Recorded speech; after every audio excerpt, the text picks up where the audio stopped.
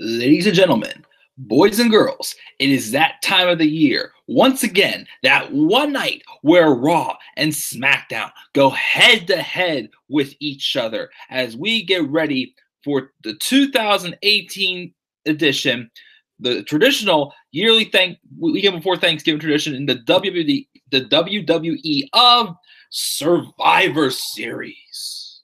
Of course, as always, this is the Club of the Man 1993, and I'm coming at you, and we are live for my Survivor Series 2018 preview and predictions. It's going to take place this Sunday, November 18th, 2018, at the Staples Center in Los Angeles, California.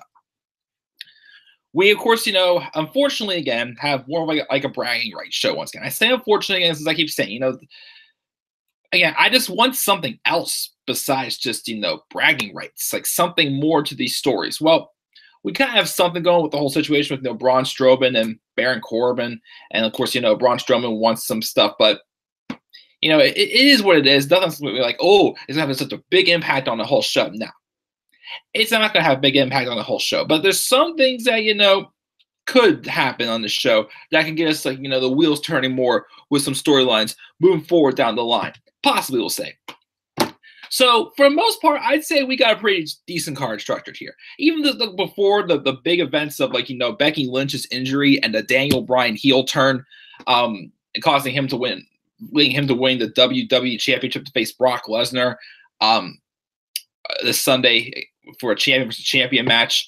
Some of the card wasn't too bad. Like, it was, trust me, I thought it was much better of a card than what the original card for last year's Survivor Series looked like. Remember that card? We were supposed to get Natalya and Alexa Bliss in a champion versus champion match. We were supposed to get Brock Lesnar and Jinder Mahal in a champion versus champion match. Luckily, those got fixed to Alexa Bliss versus Charlotte and Brock Lesnar versus AJ Styles, which I will still continue to say was probably the last good match that Brock Lesnar literally had. I'm firing shots. And then, of course, the Survivor Series elimination matches, again, the women's match last year wasn't really that great, except for the fact that it did do well with having Asuka being the more dominating one. But that was kind of saying much because the rest of the matches was nah. It wasn't really that great. And the men's match last year, what the hell was that? It was just, I didn't get that one. So, as far as, for this year's card, they have one match here that I really don't care about at all, which luckily it's on the pre-show. That's the 10-on-10 Survivor Series tag team elimination match involving 5 tag teams from Raw, 5 tag teams from SmackDown. Again, I have no interest in that match at all. So, look, it's on the pre-show. We do have a great Cruiserweight Championship match, a match that could, for the mid-card titles, champion versus champion, that could be awesome. We have, of course, Charlotte replacing Becky Lynch against Ronda Rousey. That could be awesome as well. The women's 5-on-5, I'm a little mad about, but it is what it is. The tag match, to be honest, the pain in the bar shouldn't be too bad. Of course, the men's Survivor Series elimination match, expected to be a decent match, but I don't have the highest hopes for it. And of course, we had Daniel Bryan and Brock Lesnar as well, champion versus champion, which that one's going to be interesting to talk about. So we will get right into this card. First, let's check the live chat and see what we have live. And by the way, guys, this is the first of 2 live streams tonight. We'll have this one, and say later on, around maybe like 10 o'clock, we'll do my special live stream, which will be my top 10 segments of all time. We'll be doing that. But let's check the chat of live and see what we got here. We got Mark saying, I don't know if I'm going to watch or not, because the only match I was looking forward to was Ronda versus Becky. That is understandable. That is understandable, Mark. We got Larry saying, Survivor Series will get buried by TakeOver War Games. Mohahaha. I mean, Survivor Series on paper looks like it could be a good show, but as I talked about last night in my preview predictions, I think also, War Games has potential. It only has 4 matches. 4 matches that I'm hoping for at least classic from 3 of them, I'd say. The 2 out of 3 falls match can reach classic level as well.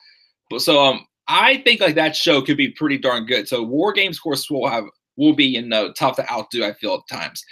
So yeah, I definitely agree, because there's some of these matches I don't have the highest expectations for, but I would agree. Let's see here. Everybody's saying hello. Nobody cares about the tag team match. Oh my goodness, yes. Literally, guys, it's literally jobbers versus decent tag teams. Like good to decent tag teams, pretty much. That's all that match is. It's kind of sad. I don't know how much of a joke the tag division has become, especially Raw's. Mark said he would have loved to have seen Bludgeon Brothers versus AOP.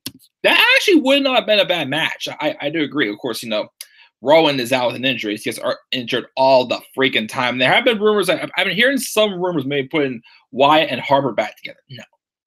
At this point, why put the Wyatt family back together? One, the personas from Harper and Rowan are changed somewhat. They're not, the Wyatt family like once anymore. They're the Bludgeon Brothers. So I don't think it will work. And plus, two, how many times have we done that? We split up the Wyatt family. They go on a singles career for like 4 months. Then they put them back together like nothing ever happened. Again, that's a problem I have with that. But yeah, a match between the Bludgeon Brothers and AOP actually would not have been a bad idea at all. Would like to have seen it too, bigger colossal teams. Again, the problem I have with the Bludgeon Brothers though was the fact that all their matches were just like quick squash matches, which sounded them being dominating, cool, but bring something else out of them. So I know they're still going to be together whenever Rowan gets cleared. I don't know. I'm not even sure when Rowan's coming back in general. But yes, and then a side question because I'm curious: will Daniel Bryan return with the no entrance, or will he keep his normal yes thing? Honestly, I have no idea. Again, I have no clue at all what to expect from this Daniel Bryan heel turn. Although I have been hearing people saying stuff. Apparently, he's been wanting to have a heel turn for a while since he felt that his babyface character had been dying down. So we'll see how it goes. We'll talk about that, of course, towards the end of this video because that's my predicted main event for this show is that match. But we'll discuss that when we get towards the end of the show. But let's get into the preview and predictions for Survivor Series 2018. So we're going to start on the pre-show, which thank God this match is on the pre-show. And another match is on the main show. I'm very, very excited, though, about this one match. I was worried we were going to put on the pre-show, but it's on the main show. And I'm really excited for them to knock it out of the ballpark, because I know those sons of guns will. So our pre-show match is the 10-on-10 Tag Team Survivor Series elimination match. Basically, 5 teams from SmackDown taking on five teams from Raw. And of course, you get eliminated once someone from your tag team is pinned. It's not that every single person has to be pinned. It's whichever tag team gets pinned. Like if the Usos pin the B team, then both Axel and Dallas get to the back, pretty much. But for Team Raw, it is captained by Team Way Too Happy, or Team Too Happy as I call them. I have to go with Way Too Happy now. Bobby Roode and Chad Gable are captaining that team. And this is the rest of the team. The Revival, which sounds like a great name, right? Once again, they're both like shit. They're jobbing up to the Lucha House Party. So that sucks. The Lucha House Party. Fun group together, so I won't bash them that bad. So they're the third team. The fourth team is the Ascension, which once again, how have they not been released yet? And number 5, say it with me, guys, is B team, go, go, go! B team, go, go, go! Who, starting to dig them when they were the Raw Tag Champions, but they already dropped them like within like a month afterwards, and then they went back to back to catering, unfortunately. So, all those names, most of them, well, except for the Ascension, of course, sound like they could be if they were all booked properly and a lot better. Could be a good group, but no, they're literally a bunch of jobbers. 10 jobbers, which I hate to insult someone by saying 10 jobbers, taking on this team. The Usos, who are the team captain, the New Day, the Club, or Good Brothers, Gallows and Anderson, Sanity, and the Colognes, which once again, they still exist. Keep forgetting that they still exist. Now, on paper, of course, those 5 teams there could be good. Well, minus the Colognes, but I don't care about the Colognes. Like, Sandy could be good if they were built better. They haven't really been used that much at all, and they've done nothing but lose on the main roster, unfortunately. Gallows and Anderson, I thought moving to SmackDown would help them. All they did have a pointless pre-show feud with the Bludgeon Brothers. Of course, New Day and the Usos are fine with where they're at for the most part. But so, obviously, the better tag team is definitely the SmackDown. Like if Team Raw wins this match, it would be sad and it would be absolutely pathetic.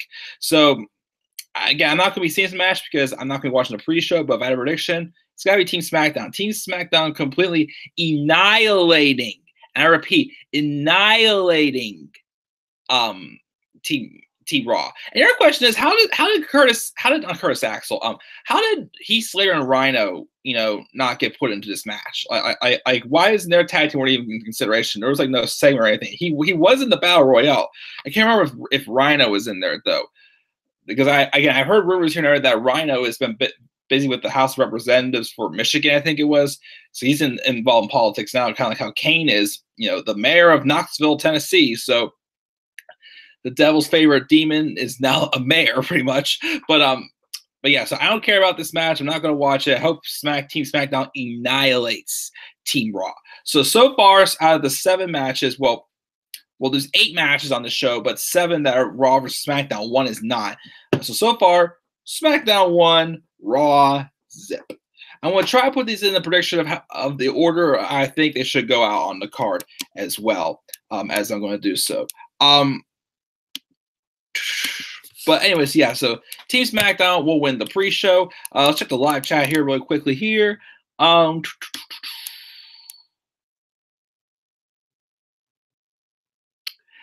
he thinks that Daniel Bryan has full creative control. I heard rumors also when Bryan re-signed, apparently he asked for 1, full creative control, and 2, a match with Brock Lesnar. So may have done so.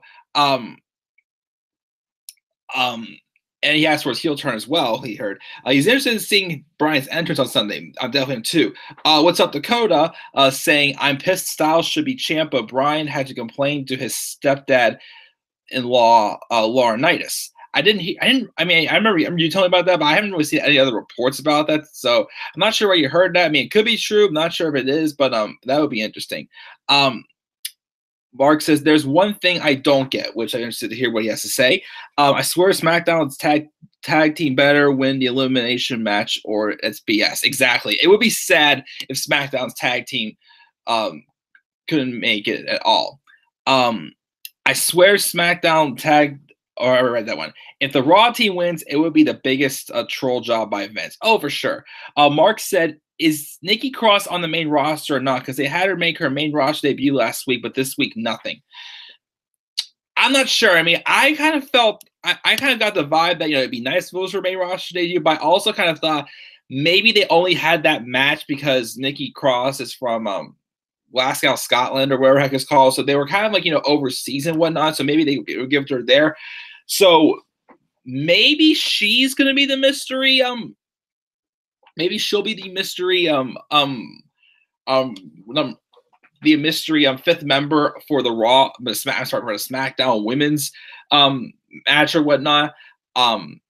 Which actually I was going to predict that actually she would be so. So that's the case there. So I felt like that might have been just a little bit of a treat since where we're at, but I always think that she probably will be up on the main roster.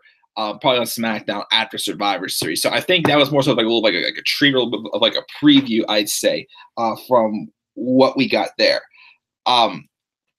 Just my opinion. So I want to say that as far as Nikki Cross goes, the Devil's favorite mayor. Yep, he'll talk about that a little bit. So you say Team SmackDown wins, Mike. For the pre-show match, yes, I heard rumors the men's match SmackDowns will sweep Raw, which should be in the 5-on-5. Oh, the men's match. Huh, that's interesting. I'll talk about that a little bit.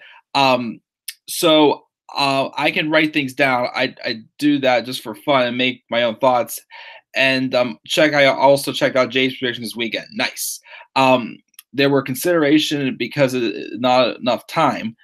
Well, for that, I mean, well, for the men's, really? I don't know if I say it's swept there. Hey, Lauren, how you doing?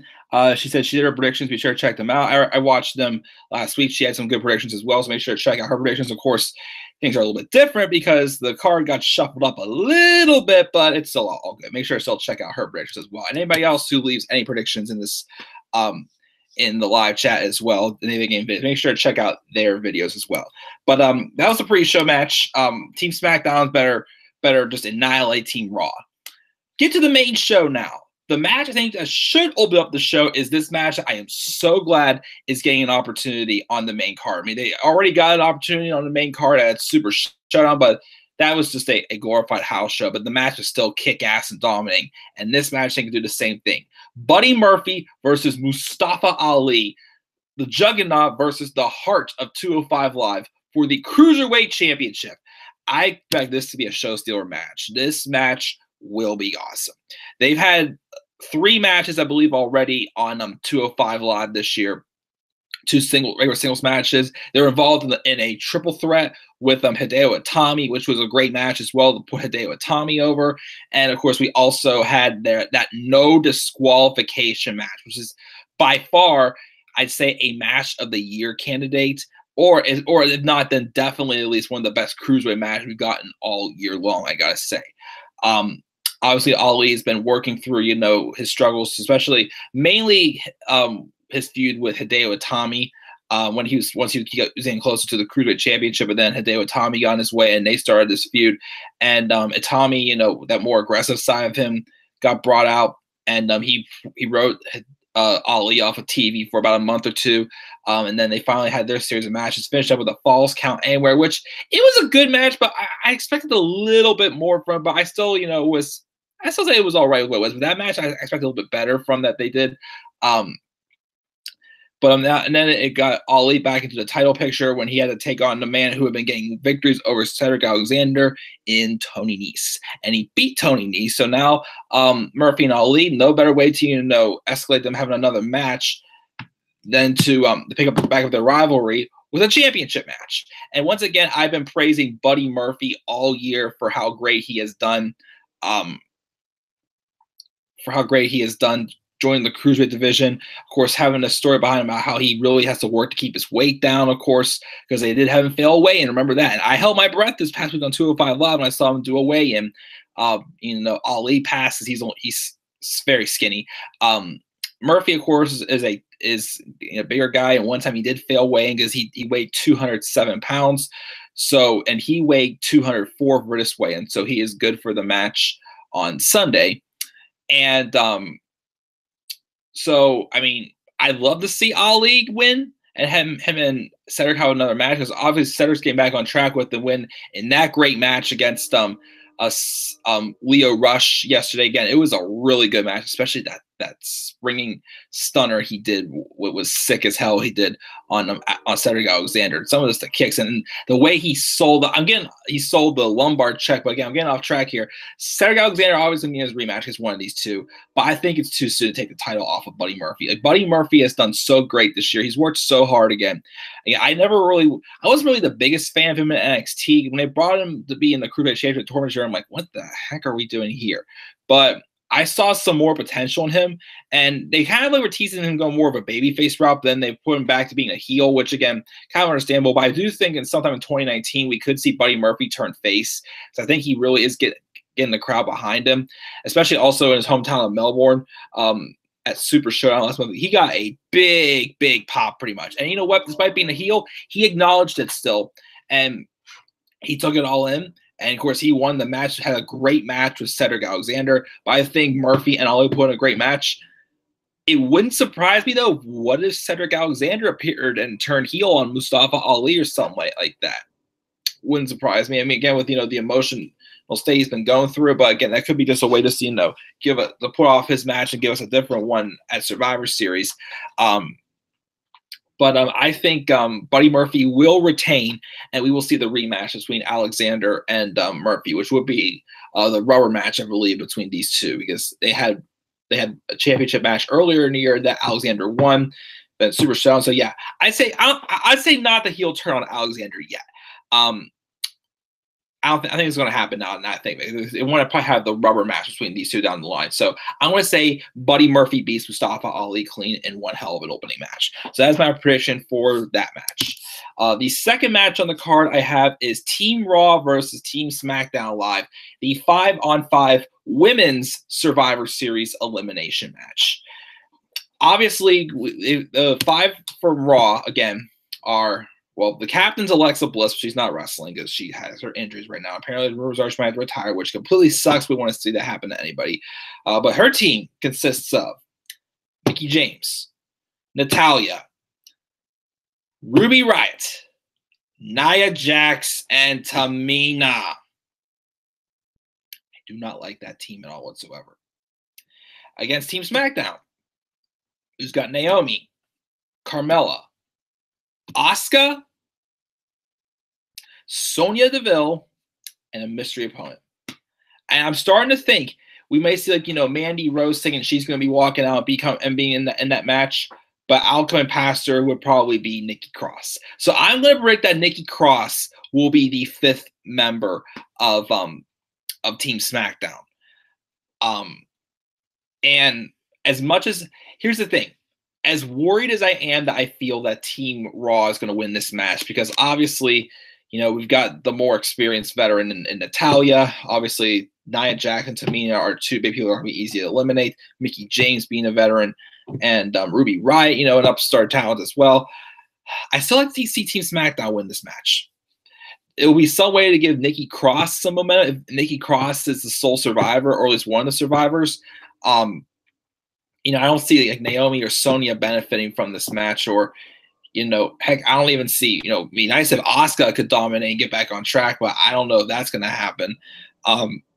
Excuse me. And Carmella, I guess, she can get like a dance party in there at some point, but I don't see her being a big hit either. So, I mean, I think, storyline wise, I would like to see Nikki Cross kind of like, if she debuts this match, kind of like, have her like, be the story of this match pretty much, have her outlast, everybody, at least be one of the only survivor of Team SmackDown, or, have a couple other people maybe survive with her, maybe Asuka as well, to help, take out like the bigger woman and like Nia Jax and Tamina. Of course, again, I'm not a fan of that team. But long shot. I mean, I have a feeling Team Raw is gonna win. I have this bad feeling that Team Raw is gonna win, but I think it's gonna be I want to predict SmackDown here, mainly because again of Nikki Cross probably beating the 5th member, I feel, and she'll put on a good show. I mean, she had her first match, not a bad match against Becky a couple weeks ago, like we said before. But I think I'm gonna stick with Team SmackDown on this one. So far we've got, this is a group championship match, doesn't count for even the brands. I got SmackDown 2, Raw nothing. That's the score so far here for the whole bragging rights concept. One more match, then I'll check a live chat again. Match number 3 on the main show is a match that easily could be a match of the year candidate, but I'm a little worried it may not be. Seth Rollins versus Shinsuke Nakamura, Intercontinental Champion versus United States Champion.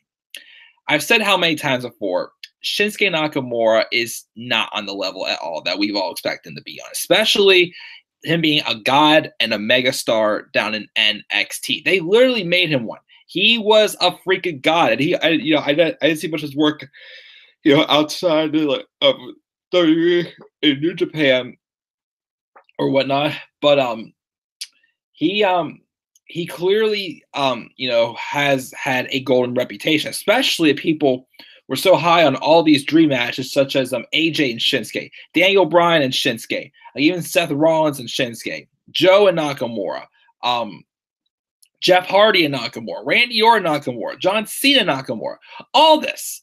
But unfortunately, again, as I keep saying, last year that Jinder Mahal feud just killed him. I mean, it kind of started with the Baron Corbin feud because it was kind of at a time where it's like, okay, these two shouldn't really be feuding with each other because they're both, Corbin at the time was, being built up as Mr. Money in the Bank, even though that failed. And Shinsuke Nakamura, of course, was, still the upstart, on the main roster, who obviously, needed to, warm up to the fans. And then, of course, he has a championship feud with Jinder Mahal, loses him twice. And Jinder's made a mockery of his English. It's pretty much how they're doing that to Asuka right now also. So my thing is this is not the same Shinsuke Nakamura we'd want to see face Seth Rollins. But if done right, this could still be one hell of a match. this match right here. I mean, obviously, you know, Seth Rollins, when he's had his singles matches this year, most of them have been pretty darn good. And if it's true that Tyson Kidd is his personal writer, again, Tyson deserves a huge promotion. So I do feel if it lets Seth Rollins be in those Seth freaking Rollins we've been getting all year, Monday Night Rollins, I feel he could bring the best out of Shinsuke, which could definitely, you know, make Shinsuke look like $1 million once again, as he should have. So that's why I will say that this match has a chance to be pretty good, but I don't want to get my hopes up and my expectations up for it too high like I did for AJ and Shinsuke and feel a little let down or disappointed pretty much. I think it's going to be a great match, but the obvious thing that should probably happen in this match is Dean Ambrose will, like, you know, distract Seth Rollins or whatnot, maybe with a new theme song or something like that, as I feel Dean probably should have for his new heel character is some type of theme song or some type of distraction. Rollins will be distracted, and Shinsuke Nakamura will pick up the victory, even though he has no direction with this U.S. title right now. But probably give Shinsuke the victory, get the wheels turning more in motion with the Rollins and Ambrose, because it's slowly been doing so right now. A good job since the heel turn. First week, Ambrose said nothing. Second week, he said a little. This week, pretty much, like, you know, spilled some of the beans. I still feel like there's more beans he needs to spill, and burns down his Shield vest in that dumpster fire, that trash fire. Which, once again, Dean said on the car is a true Raw superstar. The trash can on fire. It was pretty much what's it called? Raw creative, pretty much. But I'd say Shinsuke Nakamura will get the victory right for this match to make it SmackDown 3 Raw zip. So far, that is. So far. But let's check the live chat here. Let's see here. Where were we at? I think let's see where we were at.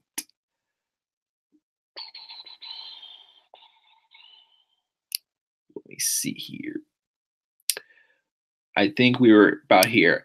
Dakota wants SmackDown to win overall this weekend. I mean, spoiler alert, I think they should. Because no, they've had Raw win Survivor Series, even though the men won the big match. The 5-on-5 one in 2016. That was a really, really good 5-on-5 elimination match. That one right there. Of course, also established Orton and Wyatt as a dominating unit. But Raw still won that year. So I definitely agree SmackDown should win this year. I hope the men's SmackDown team, women's SmackDown team, SmackDown men's team, Charlotte, Bryan, and Seth win, which would be nice that we see. Does Vince have a problem with Sandy? Because he had them lose their debut match, then he had Nikki Cross do the same thing. Once again, not sure, but yeah, I definitely haven't been pleased with Sandy's booking so far. And she also wants Buddy to win as well. She wants Nikki Cross will be on SmackDown Tuesday. I think it's possible she will, because again, I see her showing up on Sunday, but I think she will. Don't forget that Sandy is already in Titus catering category. Please don't say that. Not wrestling. Did you hear the rumors now? Vince wants Becky versus Ronda to main event Mania, which I have heard that rumors, but I'm not sure what exactly is going to happen. Yes, Larry, there is one spot open for the women's elimination match. At first, they were showing doubts that Charlotte's going to be in, but then all of a sudden, Charlotte's fine again. She's shoving that beat down. She came out first on SmackDown, smiling and whatnot. It's like, wasn't she having doubts before? So while she's all happy and smiling all of a sudden, just in case, you know? That didn't quite make sense to me why that happened. Maybe Maria. Oh, wait, hold on. Larry's saying that Nikki Cross will be the one. Mark says, cool. Lauren's thinking Mandy or Nikki will join. Maybe Maria. Again, Maria Kanellis, again, showed me an evolution. I saw her in that Battle Royale. She still can move pretty good. I still wouldn't mind her again wrestling full-time again. Maybe Melina or one of the Bellas. Who knows? Yeah, because the Bellas were just on Raw, so now we're going to come to SmackDown. I don't know, it would be strange if that would happen, but Melina would be interesting, definitely. I still say Nikki Cross. I'm sorry. Mandy will tease being the one to come out, because she already pitched her for being upset, whatnot. But but Nikki Cross will probably be the fifth member. Becky being in a big Mania match with Ronda is the only thing that should come out of this Becky injury thing, to be honest. And it should. And also, of course, I'll talk about a little bit more, but it could also set up something else. I'll talk about when we get to the women's match, the singles women's match we're getting at this pay-per-view. The tag team division is nothing but a joke. All they do is sit in the back, pretty much. Is Survivor Series a 4-hour show? It is, but remember in 2016, it was only about 3 hours and 20 minutes, so surprised us with that squash match between Goldberg and Brock Lesnar at the end. But yeah, it is supposed to be a 4-hour show. She's the biggest topic in all of WWE for weeks, and you have to reward that. Exactly. Punk said he'd return WWE in a time machine. Oh goodness, Punk, don't we miss you? She's the star of this freaking show. She is. I'll say this right now. I want to double check and wait to see, because I hope WWE would still go into this direction when she's cleared from her injuries, that she'd be a babyface. But if she goes back being full-fledged babyface when she's cleared to be injured, I will say this right there and right now. That Raw Invasion beatdown with Becky Lynch, taking that shot from Nia Jax, being all bloodied up, but still, continue on the beatdown to be a badass and beat down Ronda Rousey. That right there is a duplicate of Stone Cold Steve Austin's bloody face in the submission match against Bret Hart at WrestleMania 13.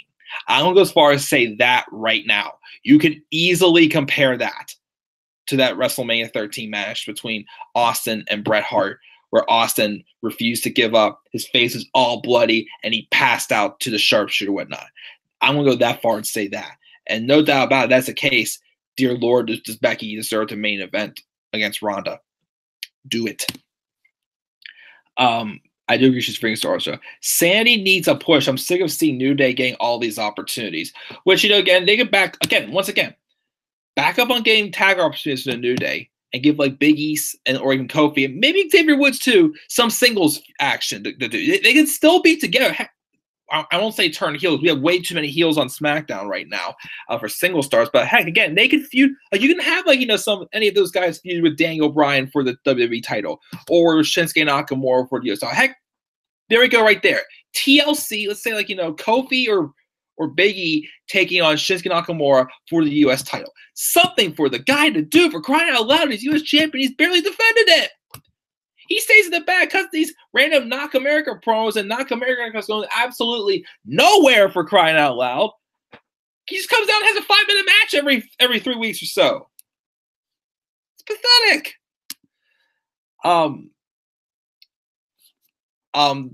Lawrence also rooting for the Bar, which is fine.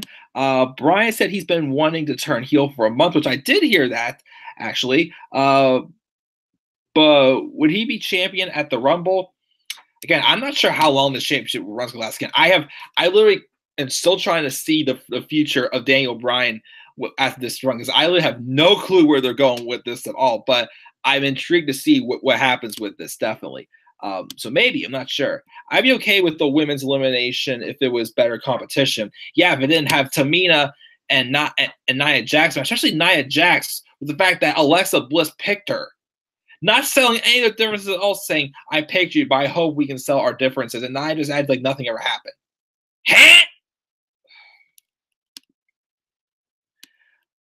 Dakota says no. For the women, for Raw, I picked Mickey, Ruby, Ember, Alexa, Sasha, and Bayley, which wouldn't be a bad team, I'd say there. I'd like that team. I hope Daniel bring back no, because I loved it when he said no and the crowd said yes. That was funny. Which again would be interesting, definitely to see as well. JD said Survivor will be 6 hours long, and I really, really hope that includes a pre-show, or we're all going to die watching this. LOL. It's probably including the pre-show. I don't like WrestleMania. I could see maybe pushing that to SummerSlam, but a card like this only has like 7 matches. We're going to put one of them on for 2 hours. Like I could see maybe one of the matches, like the men's Survivor Series match in 2016 was on for like an hour. So I really think that that's including pre-show. So I highly doubt we're going to see a 6-hour show. Watch this Daniel heel turn not last. Not too sure. Again, we'll talk about it more when we get to the match between him and Brock. Mandy should be over Deville, which honestly I kind of agree. Everyone is getting on Nia about injuring these women. I know that as a fact. She still thinks Sonya is turning face, but Sonya and Mandy were called up way too early for sure. I mean, I think they would have benefited from being called up too early if Paige didn't get hurt, but since Paige got hurt, absolution went out the window. I am wondering too, again, since they are, I'm starting to see they might be turning Sonya face, I think, but I'm not 100% sure if it is or not yet, but we'll see what happens, because they kind of tease like something there with her and Mandy and whatnot, and Mandy might be the heel again. Mandy, again, I can see Mandy being one coming out saying that, hey, I'll be the replacement in this match, and then Nikki Cross comes out pretty much. So I kind of agree there, but I still think it should be out. I still think Mandy should be the babyface and Sonya should be the heel. I think, in my opinion. Watch Asuka dominate and turn heel after being sole survivor. Honestly, if they're not, let's put it this way. Well, wait, I'm sorry. I'll wait until I get to the women's match to talk about, like, what things to feature for the women. I'll wait. I'll still wait there. Watch someone turn face on Sunday. Would be nice, actually. Sonya's definitely more of a face than Mandy, to be honest. I mean, again, that's what Larry thinks. I mean, they're starting to show that more, but again, I still rather have Mandy be the baby face than Sonya. I just feel like Mandy's will be easier to get over than Sonya for some reason. Nia should be out of WWE. She heard Bailey, Becky, and one more person. Can't remember who. Apparently, she heard Alexa Bliss, and apparently she gave Zelina Vega a concussion the way she eliminated her at the Battle Royale at Evolution.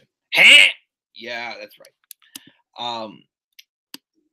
There have been plans for Asuka to turn, but it was scrapped. I heard that rumor as well. Asuka needs to turn heel because she's nothing but a joke now. No offense if you are a fan.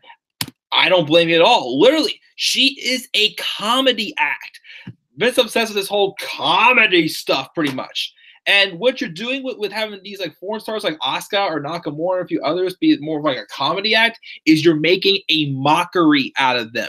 That is why guys like Nakamura or Asuka have not been doing well in the main roster, because you made them into a freaking comedy act. Stop with the comedy act. That's also how you ruined Gallows and Anderson. You made them into a comedy act. We'll be talking about them in my special live stream later on tonight, which I'll explain when that is going to be. And also, we'll give you an update on, next week as well, as I have more concrete, idea for the most part of what's going to happen with my reviews next week and for next upcoming weeks. Nakamura could be booked better for sure. Mandy should stay heel after the promo on the ladies, which I agree again. Like, that probably will be more consistent wise, but again, still feel, hindsight 2020, I still feel it should be Mandy being the face and Sonya being the heel, but that's what we're going with. We'll see what happens. Watch Rollins win, then Dean attack after. That could happen also. Mandy is more talented. Oh, and Nakamura and Asuka and the Good Brothers, okay, they're re-signed. Really? Wow. I mean, I heard rumors that Nakamura, may go back to New Japan, which honestly wouldn't have blamed him, but they re-signed. All right, let's see what happens. Maybe hopefully they'll uphold like a few promises. Once again, Roman's out sick right now, and if WWE learned their lesson, not to push the top, to push just one guy to the top. Oh, that's right, I forgot. They did learn their lesson because they gave Brock Lesnar the Universal freaking Championship back. Not gonna go there again. Anyways, it's the truth, Mark. Asuka is a joke now, unfortunately, and I agree. And that hurts me to say. It does. Asuka's low because Vince stated she's not very good in English. Not everybody is going to be good with their English, but saying you pushed him. Remember Great Khali, for crying out loud? You gave him the world title because there's no other big heels here, so you gave it to the big freaking Great Khali. Oh! Give me a break. Why even turn Nakamura heel? Bad move. I mean, I was alright with it at first, man. Apparently they did so because they wanted to create more face and heel dynamic for the AJ and Shinsuke feud. But yeah, they've really done nothing much with them ever since. Nakamura has been botching, though. If he has, I'll give him that. We want New Japan Nakamura, or at least NXT one. Rollins should dethrone Lesnar. I repeat, Rollins should dethrone Lesnar. And honestly, if they did that, and this is for a way to, get Rollins and Ambrose for either just a Universal title match or for a IC title versus Universal title match, title for title match at WrestleMania, take my money. I'd be cool with that, honestly, if they want to go that route. Unfortunately, I think, well, I shouldn't say unfortunately, it's not a bad thing. I really think it's going to be McIntyre. I mean, obviously, Braun wants one more chance with Brock, and if that's the case, give Braun the title there, but they're probably not going to. But either way, McIntyre needs to be one to either dethrone Brock or Braun. Either one of them. Don't wait until Roman gets back and keep the title on Brock. And I don't want to say that, but it wouldn't surprise me if the WWE did that. I'm scared to death they're going to do that. But I really think the next Universal Champion they could give it to Braun, but I'm more positive it's probably going to be Drew McIntyre, which is cool with me, definitely. But Rollins would be doing that. I have no problem with whatsoever. Both the men and SmackDown, men's SmackDown and Raw eliminations will implode, which I can maybe see happening. We'll see. Watch Strowman cost Raw the match or Orton cost SmackDown the match. That'll be a swerve and excitement. It could happen, maybe. Say The Miz turns face Sunday by being a leader and showing courage and being resilient. And is Shane face or heel? I still don't know yet. I still think Shane's a face. Again, The Miz turning face, I want to try to give it a chance, but I still, just don't think he'll be able to pull it off. Again, he's more meant to be a heel, and I just don't see it working. Just my opinion. Survivor Series needs Becky, Orton, Styles, Cena, Sasha, Taker, Triple H, HBK, Taker, and Kane, in her opinion. Miz could turn face, but it's not planned for him to. Miz can't be face, so he was once in 2013 and it flopped. Turning Miz face will be the biggest mistake ever, Larry thinks. I'm all for SmackDown this Sunday too, but knowing WWE Raw will win since SmackDown won the last 2 years. Raw won overall the past 2 years though. Because he has finished Bryan, but once again, why would we cheer for Miz to finish Bryan pretty much if we wanted Bryan to overcome the Miz? So that's my thing also. Okay, we'll talk about Bryan more a little bit. Watch a Shane be sole survivor again. Well, maybe he was the last person eliminated for SmackDown last year, but I wouldn't want that. No. Who the F wants to see that? He's a natural asshole. Miz, which again, that's why I don't think a face turn would work for him. What do you think, Jeff or Mike, making the team? Again, I'm still not really too crazy about the Miz being a face. So that's my thing. I don't think it would work. What do you mean about the Bryan comment, Dakota? A woman's match should main event Mania. No offense, they botched too much. Unless it's the right woman. I mean, like Ronda and Becky, I'd be for the main eventing. Ronda and Charlotte, I wouldn't mind giving a shot. Also, Becky and Charlotte, for crying out loud, could be a main event match, I feel, in my opinion. But not sure. That makes no sense as a now Dakota. Don't you find it ironic since the Bellas turned a month ago, and now it's Daniel? It's a little strange. Why after all this time give us heel Bryan versus face Miz? It would be weird. Her rumors Orton may not appear at Survivor Series because it's his anniversary, but I still have a feeling that he's going to be there. He will attack Mysterio in some way, which I think that I wouldn't be surprised if that happened as well. Doesn't make sense at all with the storyline they told with Miz and Bryan, which again I agree. Miz brought him up Tuesday also, but still Dakota. Becky's still heel though. They kind of more implied her as a babyface on SmackDown on Tuesday, but again, I don't fully trust WWE yet. That's why I want to wait and see if that is more of a full-fledged face or if that's just Becky just doing that just because she needs someone else to face Ronda, and why would they give anybody else except for Asuka that opportunity to face so they give the Charlotte, of course. But so again, I'm not sure. I mean, they should, but I want to wait and see this to be safe.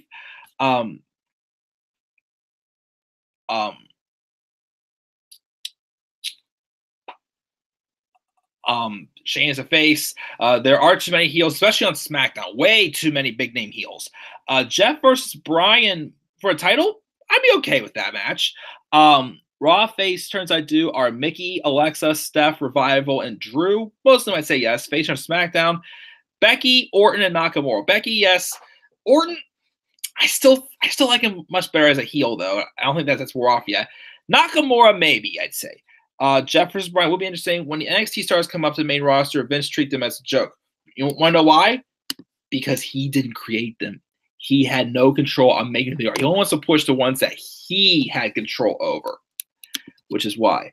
Rude and Bailey need to turn heel, as does New Day. Shane as well as Sonya needs to turn face, she thinks.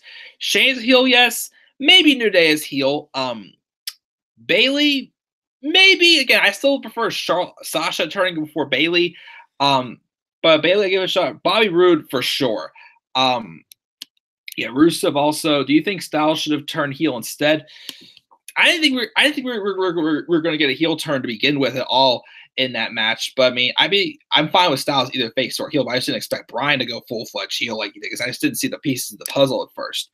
I know you wouldn't mind. I wouldn't mind Ruby by herself, but not with Liv and Sarah. I don't get it. Me neither. She should herself. Triple H will take over soon, Mark. Hopefully, Mandy is God's greatest creation. She is quite a beauty, as I say. Do you think SmackDown or Raw has more heels? Probably SmackDown, I'd say. AJ Styles from this point on should stay babyface forever. He's in the perfect place where he is in WWE. He's a badass, which is kind of true. Would have loved Orton and Styles at Mania. We could still maybe get it. Have Miz kick out of the Claymore and have Bryan come in when the referee is knocking out, and Bryan comes in and hits the running knee and drapes McIntyre over him. Give Raw the win. Give Miz the win. Maybe, but when oh wait, no, hits the right knee on Miz. Yeah, true, but still, wouldn't we want to see him do that to the Miz though? That's the only thing I gotta say there. But it wouldn't be a bad idea. And Lashley showing his body. Who came up with that? Vince. Bobby Lashley showing off his ass was all Vince. That's what it was. And it's what it had to be. F you, Nia, sorry, but that's what you get from calling NXT superstars up too soon. She's still a rookie. Nia sucks. There's no offense. I agree. She's not that great. If Triple H is in charge, none of these stars will be a joke. I agree. Another train. Choo-choo. Baszler will be the next call-up girl. Maybe we're Rumble week. Maybe Adam Cole. Adam Cole on this era, Rumble or definitely after WrestleMania, I'd say. But you could have Jeff come out Tuesday and tell Bryan that he is a hypocrite, saying you do it all for them, then you turn your back on all of them. Maybe for like a Royal Rumble, maybe, since we're probably going to get Styles and Bryan at TLC. But that would be a bad way to start off a heel Bryan versus Jeff Hardy feud, I'd say. Watch Charlotte and AJ enter to Rumble number 30 and win, which could happen, not too sure. Baszler, I say, will be on the main roster after Survivor Series. I agree. We'll get to that in a second. Also, maybe AJ should start wearing a cup from now on. Why hasn't he yet? He's taken so many shots to the balls later. What's your stream later on? Top 10 segments of all time. I say she loses the title and will be called up. Probably, as I said last night, rest in peace, AJ's balls in 2018. Pretty much, because they take how many shots? Mike, who do you think we're going to see come to the main roster after Survivor Series? Nikki Cross, Shayna Baszler, probably Aleister Black, and the fourth one, a possibility, Velveteen Dream. Those four, I'd say, have a chance of being called up. Baszler, Nikki. Nikki will probably go to the SmackDown. Shayna the Raw. Excuse me. Put Aleister Black on SmackDown, Velveteen Dream on Raw. Well, I would like to see both of them go to SmackDown, because I think a good feud. Well, even though we'll have Orton feud with Mysterio, but I think a good first feud for Aleister Black would be Orton. But again, I don't know if I want Velveteen Dream on Raw, because he might get lost in the shuffle. Well, then again, everybody's irrelevant over there. I just don't know who he'd feud with. But those four, I'd say, should be getting called up. Again, Undisputed Era, I still say Royal Rumble or WrestleMania. A couple more live chat. I need to get back to my predictions. Cena will turn heel next. It'll be funny. Yeah, heel Bryan versus heel Lesnar. We'll talk about that soon. And face Charlotte versus face Ronda. We'll talk about that soon as well. Cena will never return, unfortunately. I agree. The last chance that they had was the feud with Brock. With Brock, I mean, completely agree on that. Do you think Jeff will ever turn heel. Not sure, but you never know. Why is Jeff tapping so much? He never tapped in WWE before. Not sure. Vince really wants Velveteen Dream like right now. Again, don't make it the next Roman Reigns. Like, don't like overbook him and make us hate Velveteen Dream. Please don't. Well, if Vince really wants, they'll probably put him on Raw, but who knows? Ciampa, Gargano, not yet, I'd say. Black and Dream heel. Black's a face. Dream, I think more of a tweener right now, but I think leaning more towards a face turn, I think. So, unfortunately, I think we get him on the main roster. I fear for his life. Again, he can make the next Roman Reigns, rumors. Cena wants to face Velveteen Dream, which I thought I wouldn't mind them doing that in NXT, really. We could see a Cena and Dream feud on the main roster. Hopefully, they wouldn't screw it up. But I like to see the match. And Jeff is great, but he's losing his touch. I am starting to feel both the Hardy Boys. Well, Matt pretty much is not around anymore. Christian Yelich won the MVP. That's what I predicted.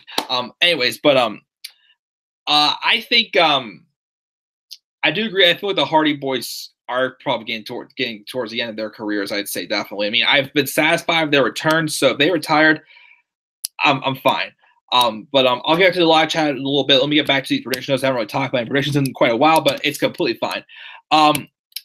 The match after Nakamura and Rollins I have is AOP versus The Bar. I think it could be a decent match. I could see it going either way.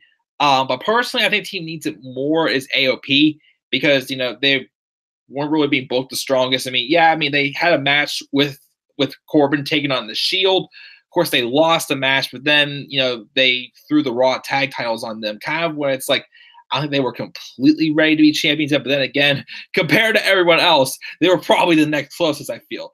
But personally, I think they need a win over big teams. That's why I'm going to give it to Authors of Pain to give them this win. Of course, it wouldn't matter in the long run because who's going to touch them anytime soon, in my opinion. They're probably going to have a long title reign. Like, who's going to dethrone them? Maybe the Lucha House Party? I don't know. But they're still have a little bit of ways away, I feel, when going up against Authors of Pain. But obviously, I think they're going to have not going to have a rematch, of course, with Rollins and whatnot. But so, they're probably going to have a feud with Rude and Gable, but I think that they'll probably beat them. So I say Authors of Pain beat The Bar, just get some more momentum going for them. Now, this match, there's a lot to talk about. Ronda Rousey versus Charlotte. Of course, it was supposed to be Ronda Rousey versus Becky Lynch. And I do hear rumors they were thinking about making that the main event. I have heard rumors, and I think that should have happened because this match has had some of the best build.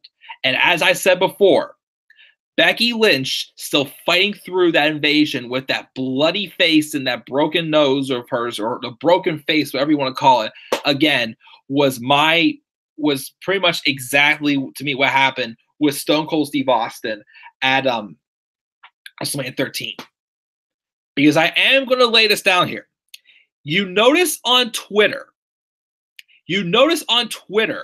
how Ronda Rousey is kind of, putting down Becky Lynch for not being able to wrestle on Sunday and not being able to take a punch like she did.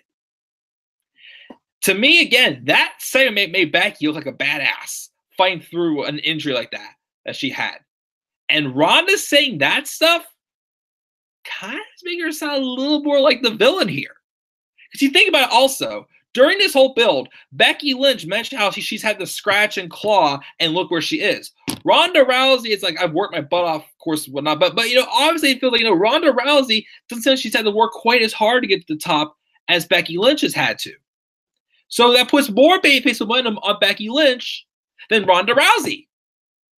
Now, of course, pause that thought for a second. Let's get to the match we are getting now. Ronda Rousey taking on Charlotte. Now, here's the problem I have with Charlotte winning this match. If Charlotte would win this match, I don't want her to all of a sudden make a case for getting another opportunity for the SmackDown Women's Championship. No. Unfortunately, also, I don't know if this might put, the opportunity for Charlotte to win the Royal Rumble and face Ronda Rousey and go to Raw at WrestleMania this year, as the main event was first supposed to be Ronda Rousey versus Charlotte in the main event.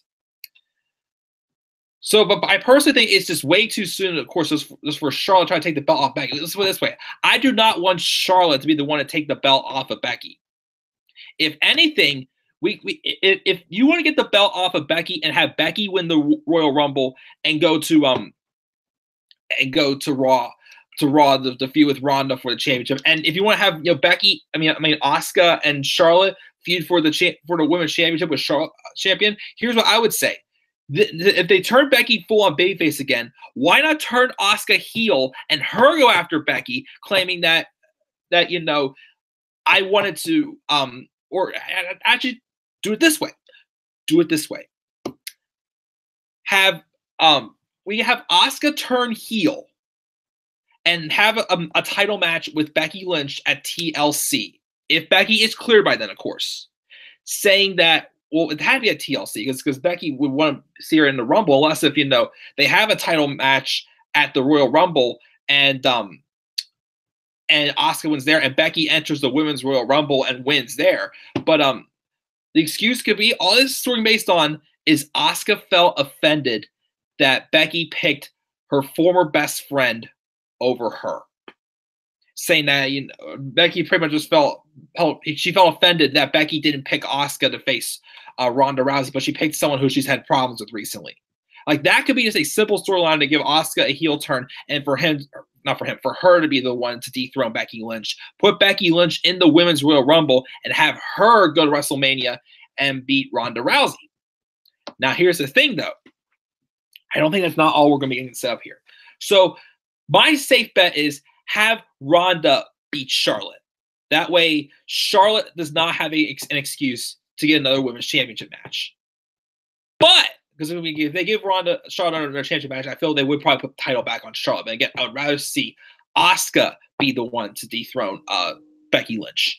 But I really think we're going to be seeing Jessamyn Duke and Marina Shafir in the 2 out of 3 Falls match on Saturday at TakeOver. Well, what about they appear also at Survivor Series?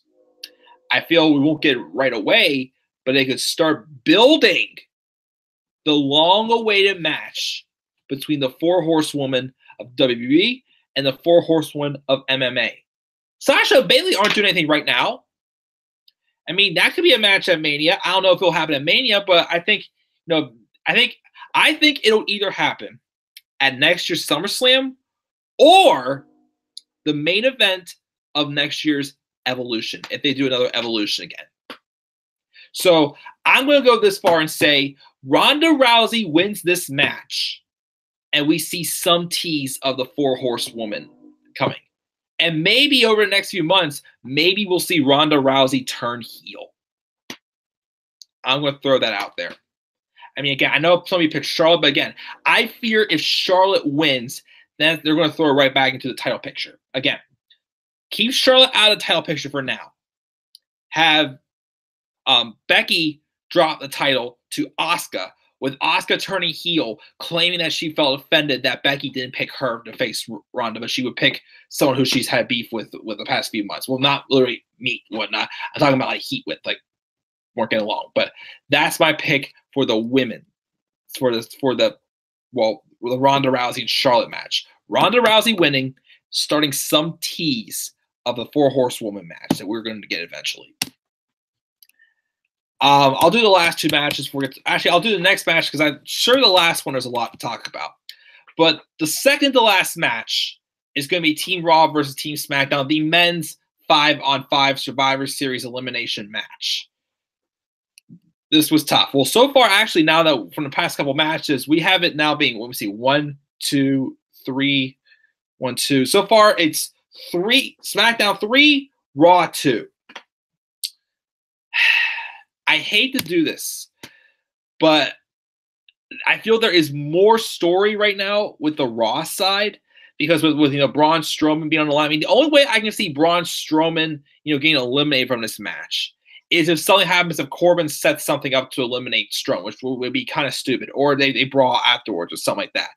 But I think that to make it not look so stupid, I'm just not sure if there really is any story behind SmackDown winning this. I mean, they have good a good group with, like, Miz, Shane, Ray, Jeff, and Joe, but they're there, and then there's not really much tension between those five, it feels. Of course, on Raw, there is some tension, of course, with Braun Strowman not getting along with the likes of, like, McIntyre and Rollins. Of course, Balor's kind of in that mix also. He's had his history with McIntyre and Ziggler. Of course, Balor's had his issues with Corbin as well. We got Bobby Lashley, who's kind of just there. I don't think he's going to really do much in the match at all. But personally, I think the men's Survivor Series match will go to Team Raw. I'm picking Raw for this to eat up the score at 3-all. And I do this because I want to make the main event match unpredictable of what could happen. Well, in my opinion, that could be the case. But we'll talk about that in a second. But I think Team Raw is going to win the men's Survivor Series match. And honestly, the person that I feel should come out looking dominating the most is Drew McIntyre. Especially if he's probably going to be in line for a big main event push. I think he should be at least sole survivor or one of the survivors, I'd say, get in the spotlight. Just my opinion. But we'll see where it goes. We'll see where this goes. But that is my pick for that. We'll get to the last match in a second. Let's check the live chat one more time. Let me see here. Where were we at?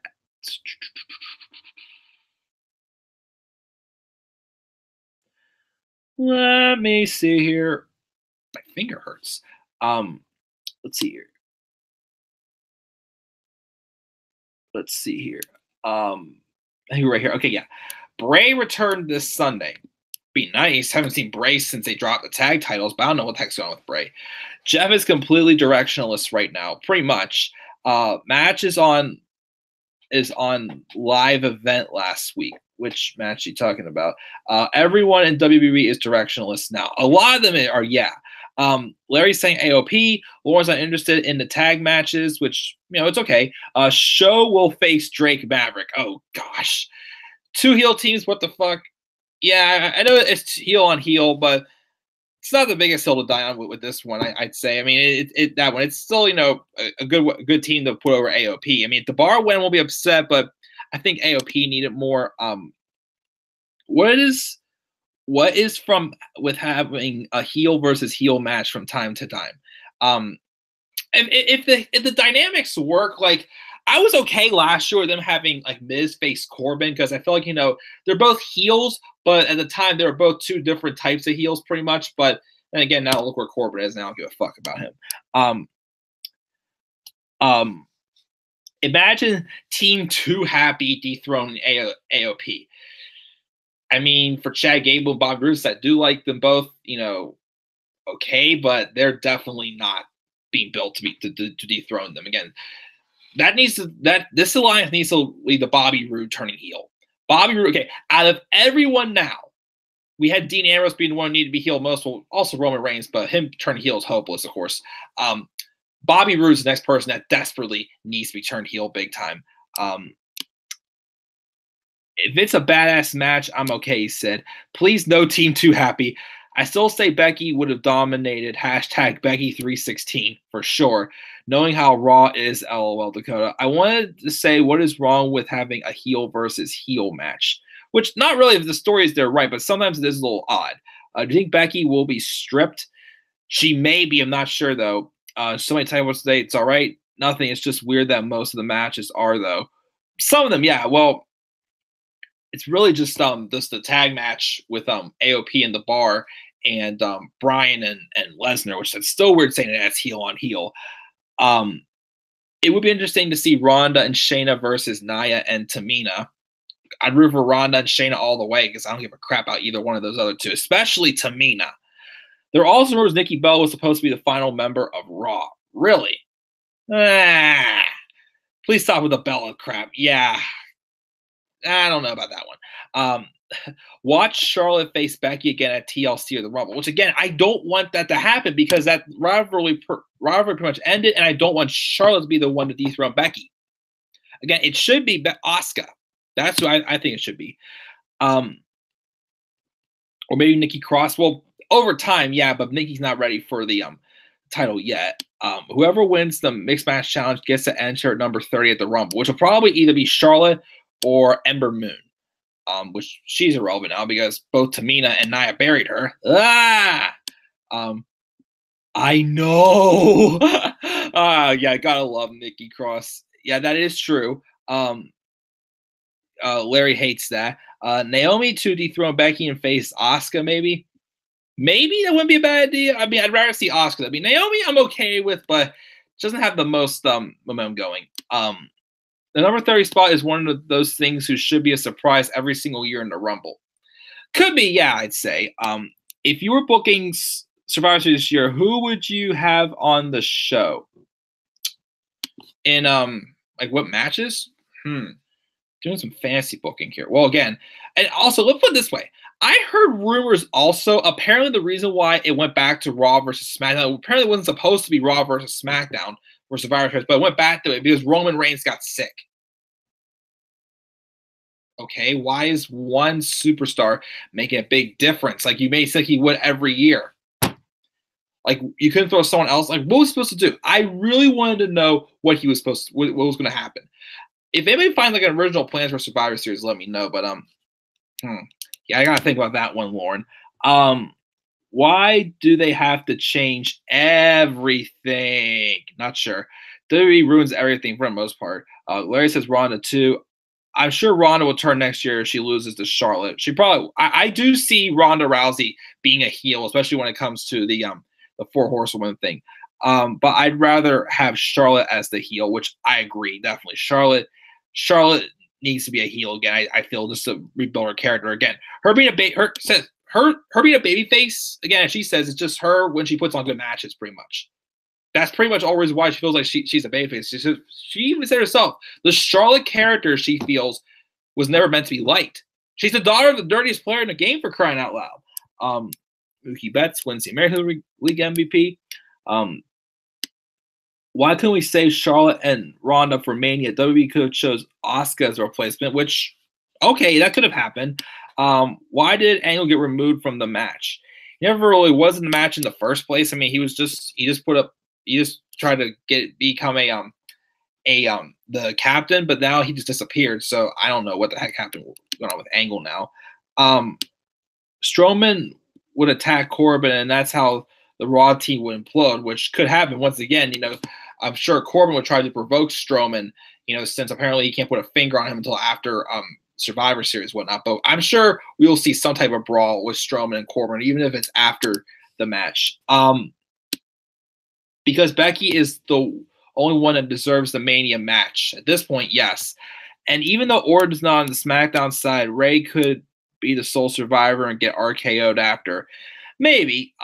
It's true. It's Becky at Mania. I mean, Lauren says, nah, I still choose SmackDown as the winning team for Raw. I mean, as overall, well, okay, I'll get to which brand's going to win Survivor Series overall, but I'm still starting for the men's Survivor Series team is going to be Raw, in my opinion. My picks. I would be totally cool with SmackDown winning, but I see it going to Raw. I mean, if anything, maybe, I could switch to Raw, but I hate the women's Raw team more. That's the thing. I hate the women's Raw team. I can see them winning, but I picked SmackDowns because of Nikki Cross. But I think Raw is probably going to win the men's, in my opinion. But if SmackDown wins, awesome.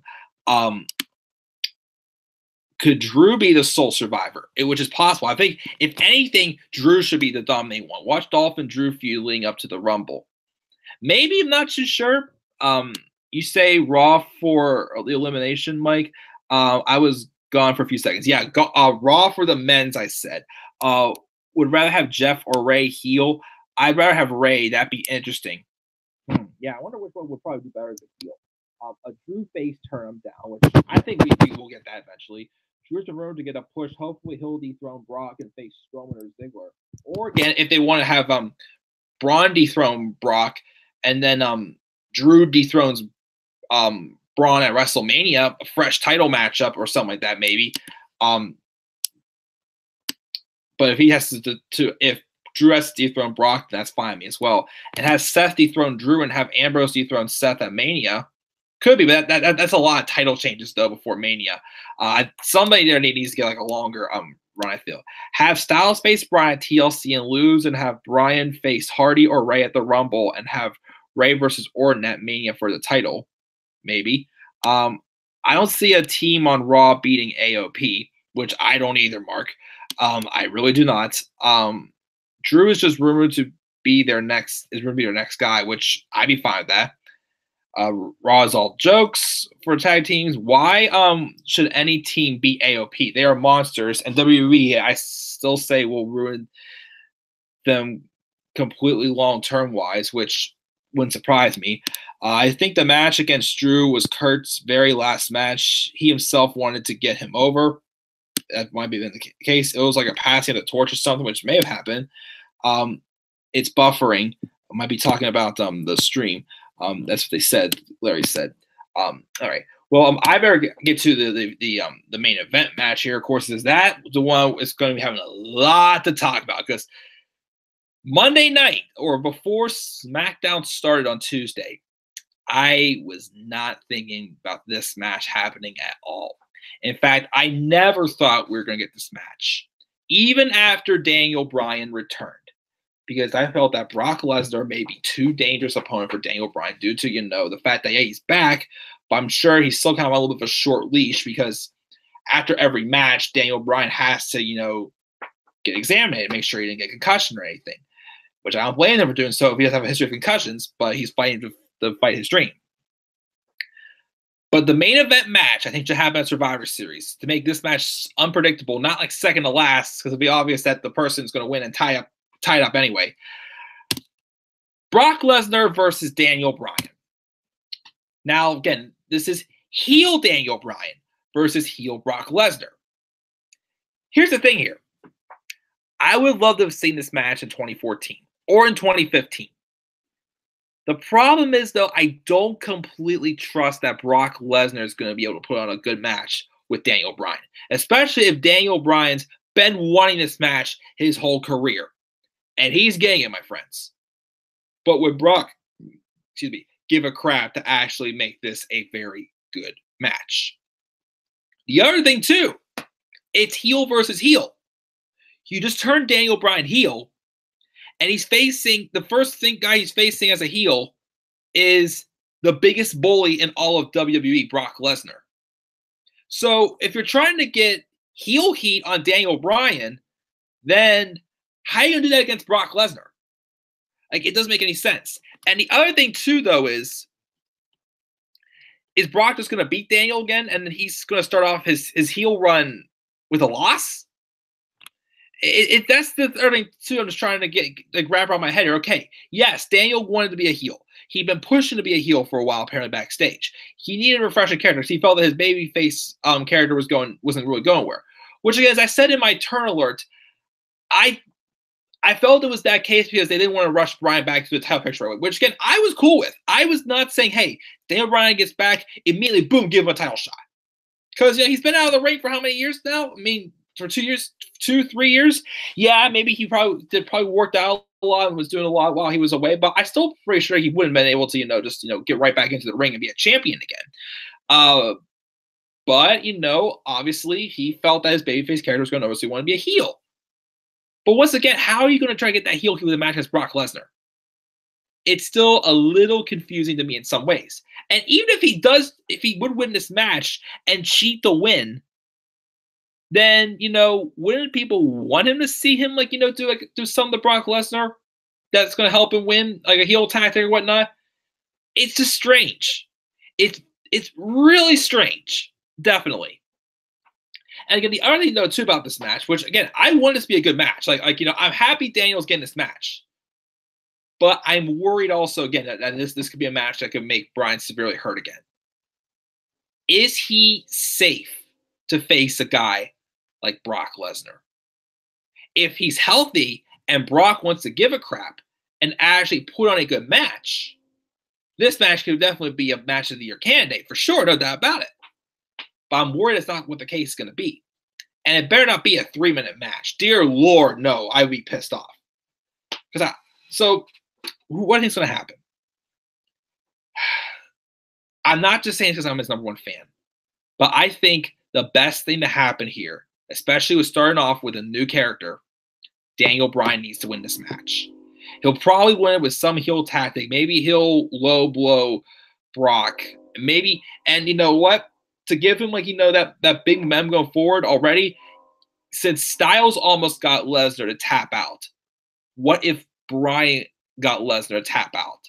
And not with the yes lock, because, I feel like, that's used on so many people, but use that vicious heel hook that he used on Big Cass when they were feuding back earlier this summer.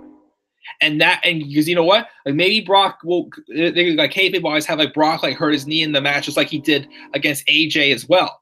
And maybe have Daniel Bryan take advantage of that and say, hey, to continue on the storyline with Styles and Bryan, and have Bryan be like, hey, you got Brock injured last year, but you still didn't get him to tap out. I, on the other hand, got him to be injured, and I got him to tap out, pretty much. It's the only way I feel that could definitely help jumpstart the heel character of Daniel Bryan. Because him just losing to Brock Lesnar, just like a normal Brock Lesnar match, is going to make this heel turn look pointless. What was the point of winning the championship the week before and having him not beat Brock? But do I have the faith in WWE to do that? They didn't do it. They didn't have Finn Balor face him. They felt wasn't believable. They didn't have Braun Strowman beat him, or Samoa Joe, and or a few others. So that worries me too. But I'm just going to say it right now. I want SmackDown to win this. It would be a great way to give Bryan a lot of momentum, especially as a heel. He can use a heel tactic. Yes, again, it's weird. How's he going to get heat from kicking Brock Lesnar where the sun does not shine? But I think that's what needs to happen. Daniel Bryan will somehow, cause some type of a leg injury to Brock, work Brock's legs, cause some type of a knee injury, a kayfabe knee injury to Brock, and probably do a low blow and get Brock to tap out with that heel hook. That is what I think should happen. SmackDown will win. Daniel Bryan will have a good thing to rub into AJ Styles' face if they want to build heel heat on him. That's what I think should happen. I'm saying it. I don't believe a second. I know I'm insane for saying that, but it should happen. Because once again, if you have him just lose to Brock like everybody else has been losing to him, then what's the point of turning Bryan heel? What's that going to make? That's going to make Brock look like a loser as a heel. And what's he going to have to try to rub into Styles' face? I'm just not too sure. Again, I have no clue the long-term plan for Daniel Bryan going forward here. But I think if any way to start him off on the right note as a heel and get him rolling really good, give him a victory over Brock Lesnar. He can kick him in the balls. He can put him in the heel hook and make Brock tap out. You can do that. You can do that. I'm dead serious. But guys, before I check the live chat again, those are my predictions for Survivor Series. Again, I have SmackDown winning 4-2-3. Again, the pre-show match between Team Raw and Team SmackDown, 10-on-10. Team SmackDown is going to annihilate them. On main show, Buddy Murphy will defeat Mustafa Ali to retain a championship. The SmackDown women will defeat Raw's women. Nakamura will defeat Rollins after Ambrose interferes. Authors of Pain will beat the Bar. Ronda Rousey will defeat Charlotte, again, with the tease of the 4-horsewoman match. Team Raw will defeat Team SmackDown for the men's. And then Daniel Bryan will defeat Brock Lesnar. That is so long shot, but I'm still going with that prediction. Live chat, see what we got here. Let's see what we got here. Let's see here. Let me see here.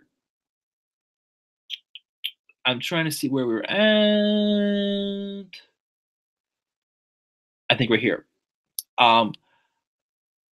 Larry's thinking that Brock will win. Lauren thinks that Brian will find a way and be clever and outsmart Lesnar, or Brian and Brock could be working together to take out Styles, and Styles will attack both of them after the match. That's a possibility also. Hope Brock won't. Yeah, again, I'm worried that Brock will seriously injure Brian. Why should they do that? A loss for Brock against Brian. Brock wins in a squash. Dakota says Lesnar can't wrestle, but Braun can, though. Maybe Paul will turn on Brock and side with Brian. I don't know. Since with Paul just randomly putting over Brian, how good he was, like he did, you never know. Like maybe that's the case. I don't know. That's a good point, Mark. Brian as a Heyman guy makes no sense. Give Brian the win in this match. Brock will look like a pussy, which once again will kind of be true, because again it's a weird situation. Let me see here. Could Lesnar turn face? That'd be strange. There's no way Lesnar can turn face. That's the thing. There is no way Lesnar can get any type of babyface sympathy at all with the position he's been in this whole year. No way at all we can see Lesnar being babyface, especially with Daniel Bryan being the guy apparently that he willing to go afterwards. Let's see here. That'd be weird. Do you think Styles could have won this year? Are you shocked Daniel dethroned him? I guess I'm just more shocked at the fact that they turned him full-fledged heel. I mean, if Styles would have Brian would have dethroned Styles, I wouldn't have been ticked about it. I'm not ticked about Brian being a heel, but it still is confusing me. But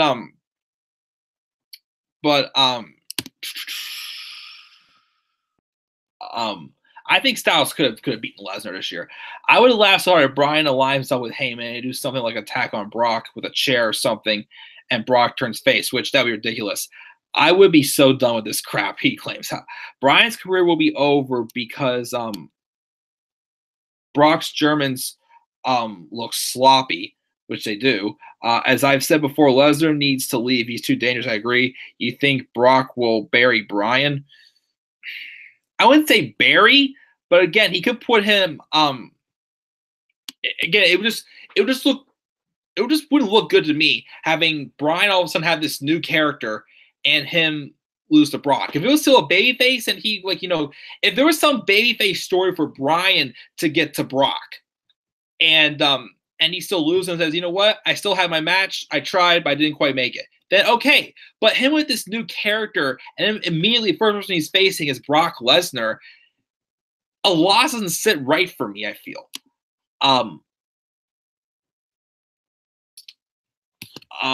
Brian should win, but he won't. Give the title to Braun or someone who will actually show up every week, which exactly, Mark, but nope, they had to give it to Brock. Yeah.